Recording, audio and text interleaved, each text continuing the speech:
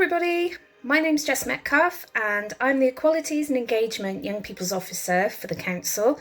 I've been doing this role for just over 2 years now and it's loads of fun. So I go around the county into high schools and youth clubs mainly, setting up different groups, working with lots and lots of young people.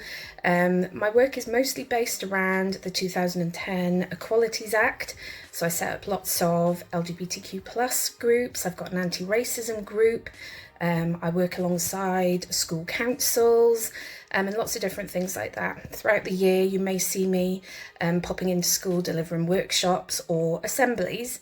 I do go into youth clubs quite regularly as well, so that's really nice to see a different side to that.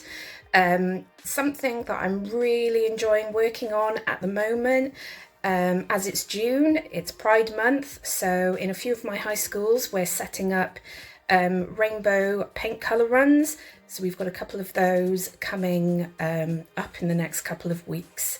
I've also been working in partnership with the Oriel Davis Gallery in Newtown, and we've got an exhibition with our Tutti Frutti's LGBTQ plus group in Newtown High. So if you're in Newtown for the next couple of weeks, do pop into the gallery and have a look at what the young people have been doing.